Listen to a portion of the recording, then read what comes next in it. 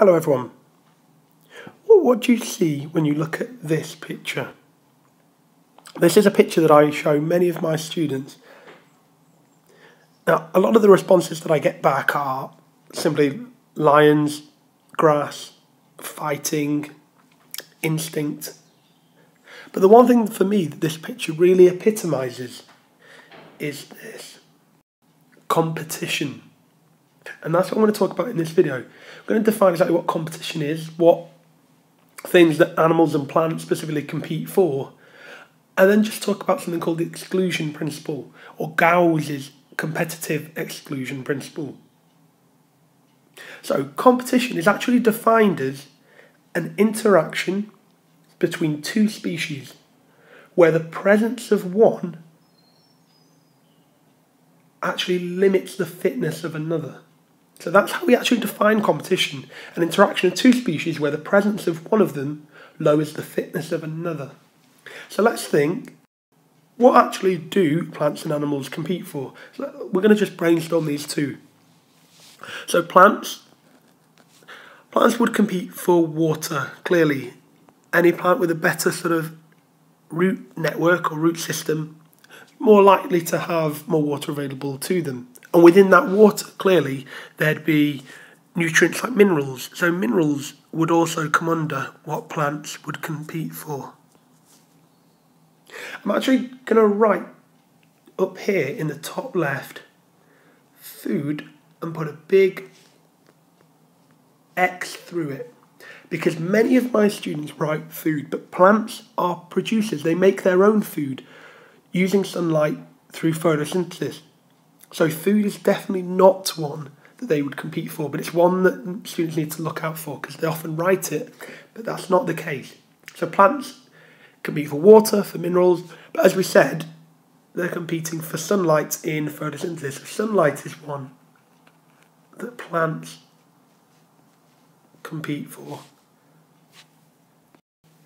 You could say that plants also compete for space or territory. So we'll write that one there. And one that is often sort of overlooked or not really thought of is pollinators. If two plants sort of flower simultaneously, then they will compete for plant pollinators. So we'll just write that one in here. So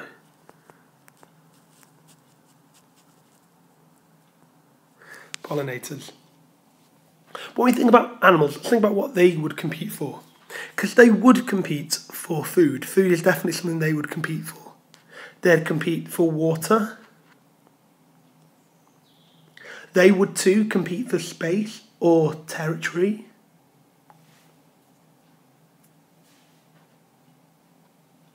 A mate is something that they would also compete for.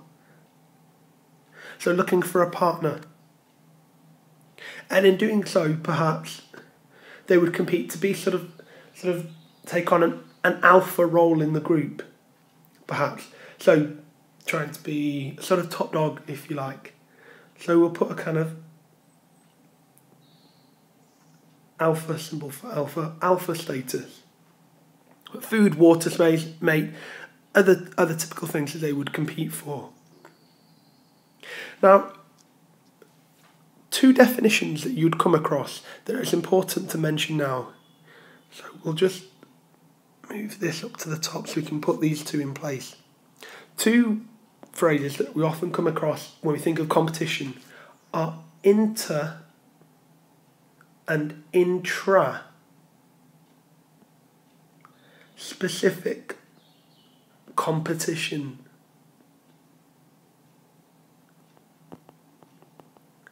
And it's important we know the difference between these two.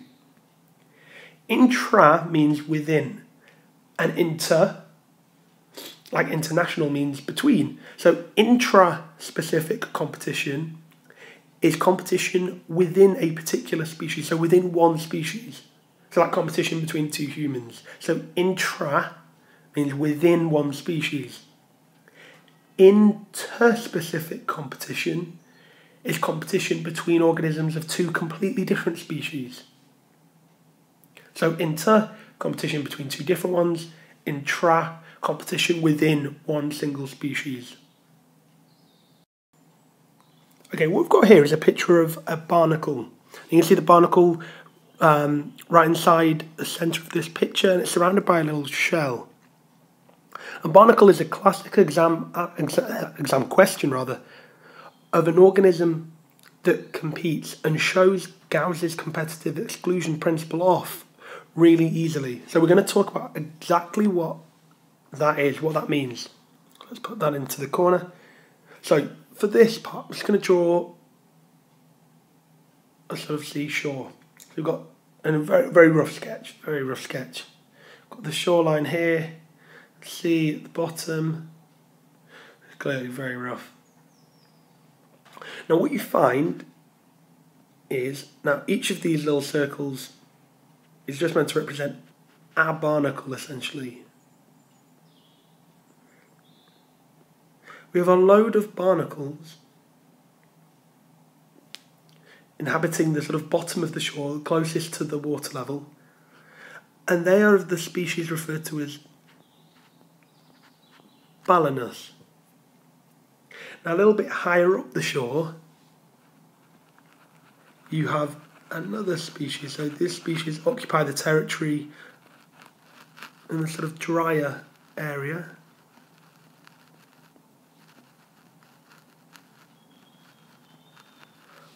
And these are of the species called thalamus, which is, granted, a bit of an unusual spelling. So you've got two species, thalamus and bananus, two species of barnacle that are occupying different territories on that shore. But in this region here, we have competition. Now there was a guy called Gause. This guy called Gause. He said that if two organisms are similar, then they will compete, and one of them would be competitively excluded. So their population would go down. So he said if two organisms compete, then one would essentially lose and be excluded. And that is what we see here. Two very similar organisms, the thalamus and balanus species of barnacle, they're competing in this region, and you'll see there's more of the blue circle than there are of the red. So the blue, the balanus, is able to outcompete the thalamus for that space, for that territory in that black sort of region there. And that is known as Gause's competitive exclusion principle. It states that two organisms that are similar will compete and one will be competitively excluded. Now what he said is that you can't have those two organisms occupying what essentially is referred to as the same niche. So we're just going to write what that refers to, why he's used this term. So at the bottom, what we've got here now is a definition of niche.